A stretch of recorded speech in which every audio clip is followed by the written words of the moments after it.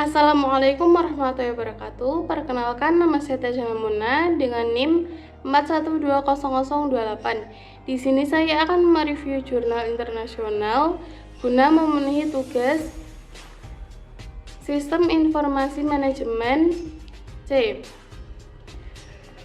Jurnal yang akan saya review yaitu berjudul Digital Transformation in Business and Management Research, an Overview of the Current Status Quo, yang diartikan transformasi digital dalam penelitian bisnis dan manajemen, tinjauan tentang status quo saat ini, yang saya ambil dari International Journal of Information Management, volumenya volume 23 tahun 2022. Penulisnya Sacha Krauss, Susan Neidhart, João J. Ferreira, Pedro Veiga, Norbert Keller, dan Alexandra Weinmann. Reviewer yaitu saya sendiri, Tajana Muna, tanggal 4 September 2022. Kemudian latar belakang dari artikel atau jurnal yang saya ambil yaitu dunia industri berkembang menjadi dunia digital. Pandemi COVID-19 telah mempercepat fenomena ini.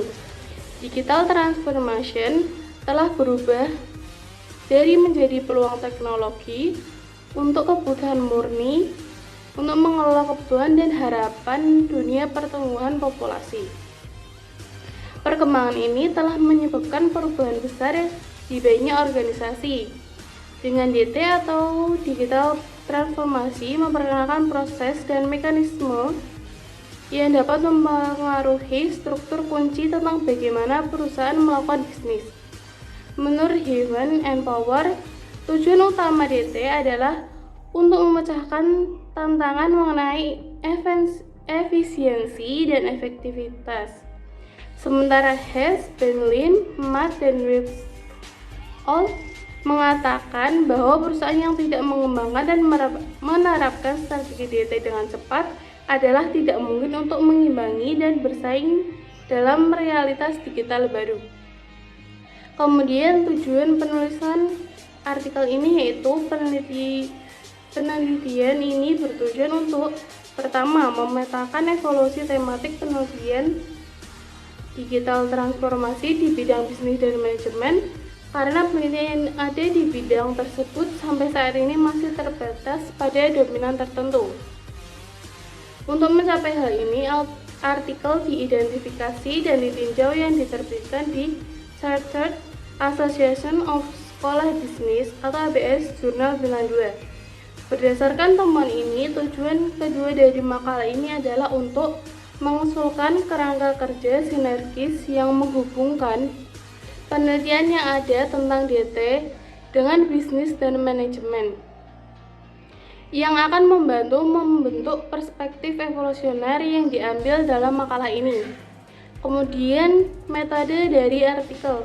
Penulisan penelitian ini menggunakan metode dan prosedur yang berbeda untuk menentukan evaluasi tematik penelitian digital transformasi di bidang bisnis dan manajemen. Mereka menentukan distribusi tahunan dari makalah yang terlibat, jumlah kutipan, nama penulis, penulis yang paling banyak sering dikutip, serta jurnal di mana makalah diterbitkan. Negara-negara dari mana sebagian besar artikel datang juga diidentifikasi. Pada langkah kedua, artikel dianalisis untuk mengidentifikasi kata-kata yang paling sering disebutkan dalam judul dan kata kunci artikel. Ini membantu membangun dan memadai deskripsi konten artikel, dan pada gilirannya mengidentifikasi pola dan tren dalam disiplin tertentu. Pada langkah selanjutnya, penulis menggunakan metodologi bibliometrik, analisis kata co-occurrence, analisis kata kejadian bersama menghubungkan dua artikel yang mengutip artikel yang sama. Semakin banyak makalah yang mereka bagikan, semakin besar kemungkinan kedua publikasi ini mencakup topik penelitian yang sama. Jika satu set artikel berbagi kata tercakup dalam artikel ini,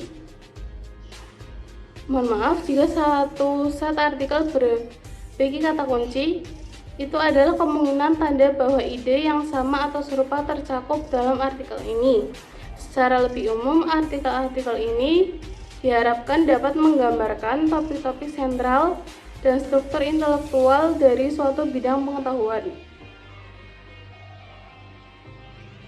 Saat memetakan analisis kata co-occurrence, penulis menggunakan teori jaringan sosial untuk menentukan posisi setiap kata kunci di jaringan. Pada langkah terakhir, artikel dikelompokkan ke dalam set kompak yang berbeda berdasarkan isinya. Untuk selanjutnya yaitu pembahasan. Penelitian yang berfokus pada transformasi digital dalam bisnis dan manajemen didorong oleh pekerjaan yang mengambil perspektif internal, yaitu pandangan berbasis sumber daya, serta perspektif eksternal, yaitu salah satu perubahan struktural dan perubahan cara nilai ada atau dapat dibuat sebagai hasilnya. Dengan yang pertama, penelitian yang ada telah membahas peran strategi, kemampuan dinamis, dan penggunaan data besar untuk secara khusus berhasil mengatasi transformasi digital di perusahaan. Untuk aspek kedua, pekerjaan ekstensif di lapangan telah menangani pertanyaan yang berbeda mengenai perubahan struktural dan konsekuensinya pada tingkat yang berbeda.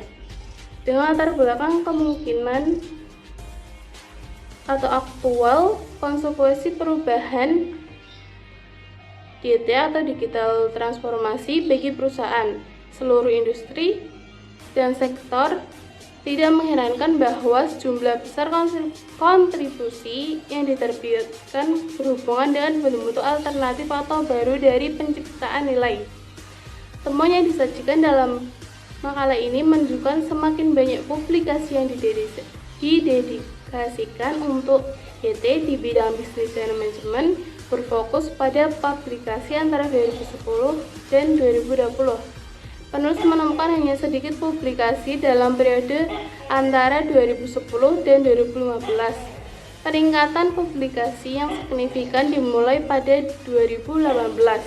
Transisi dari 2018 ke 2019 tampaknya merupakan momen ketika penelitian tentang DT dimulai dan terus berlanjut sejak saat itu.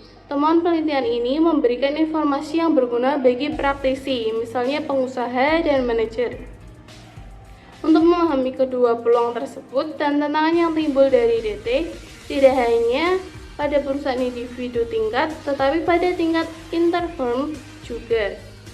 Pemahaman yang ditingkatkan ini juga dapat menjadi penting dalam hal hubungan dengan pemangku kepentingan yang relevan seperti pelanggan, pemasok, dan mitra bisnis, terutama ketika mengingat bahwa DT mengarah pada perubahan struktural yang membutuhkan lebih banyak lagi kolaborasi antar aktor yang berbeda untuk meningkatkan kemungkinan manfaat dari DT atau digital transformasi.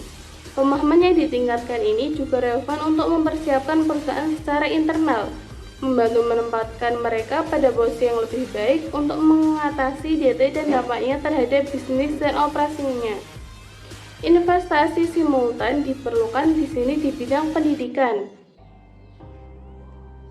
pelatihan karyawan perusahaan, dan juga infrastruktur digital.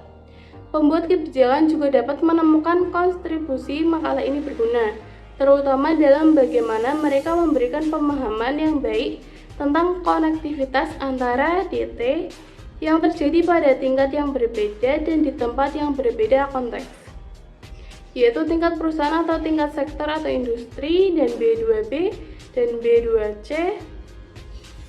Kemudian menimbang bahwa DT berarti perubahan dan perubahan struktural pada khususnya.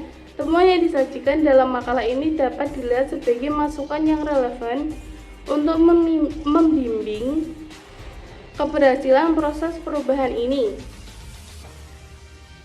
Pemahaman ini digabungkan dengan kebutuhan untuk mengembangkan kemampuan dinamis tertentu dan memiliki tanggapan khusus dalam bentuk strategi DT, dapat membantu membuat kebijakan, merancang dan mengimplementasikan kebijakan yang lebih tepat sasaran di DT atau digital transformasi berkelanjutan yang menguntungkan berbagai aktor, pendidikan dan pelatihan juga untuk perubahan digital transformasi.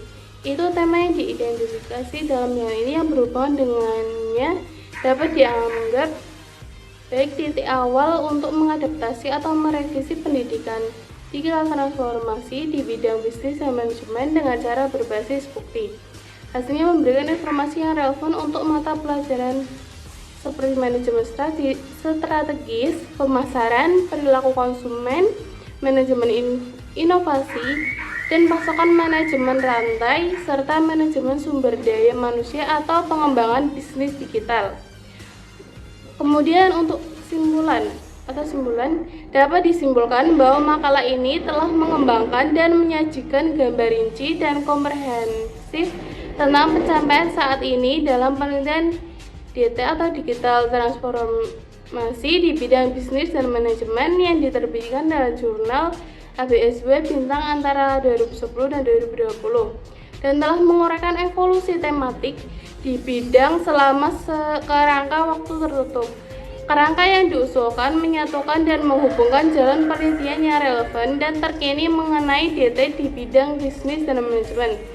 Fokusnya pada literatur bisnis dan manajemen dalam penelitian ini telah memperluas perspektif terbatas yang diambil oleh tinjauan terbaru lainnya. Meskipun perkembangan terakhir penelitian tentang topik DT masih dalam tahap awal, makalah ini telah memetakan evaluasi tematik penelitian tentang DT di bidang bisnis dan manajemen. Ini tidak hanya menyoroti penulis dan negara teratas yang telah berkontribusi pada pengembangan topik sejauh ini, tetapi juga menguraikan jurnal dengan jumlah artikel terbanyak yang berfokus pada DT di dua bidang yang diperiksa.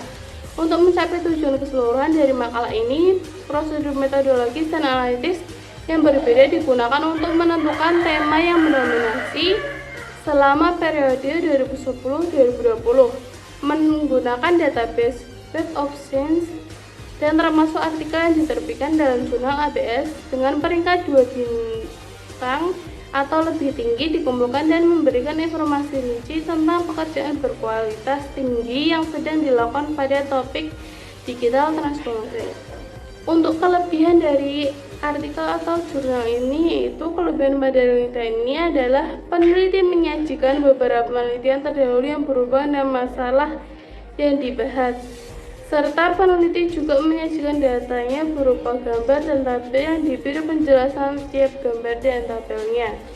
Untuk kekurangan pada penelitian ini adalah pendekatan penelitian yang dipilih tidak memungkinkan dimasukkannya semua penelitian yang tersedia tentang DT atau digital transformasi di bidang bisnis dan manajemen.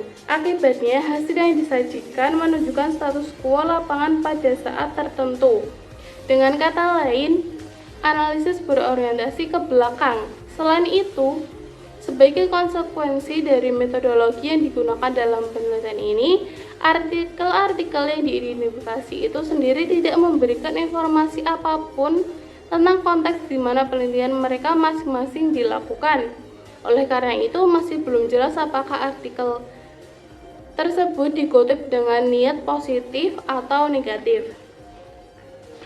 Baik, sekian review jurnal saya tentang digital transformation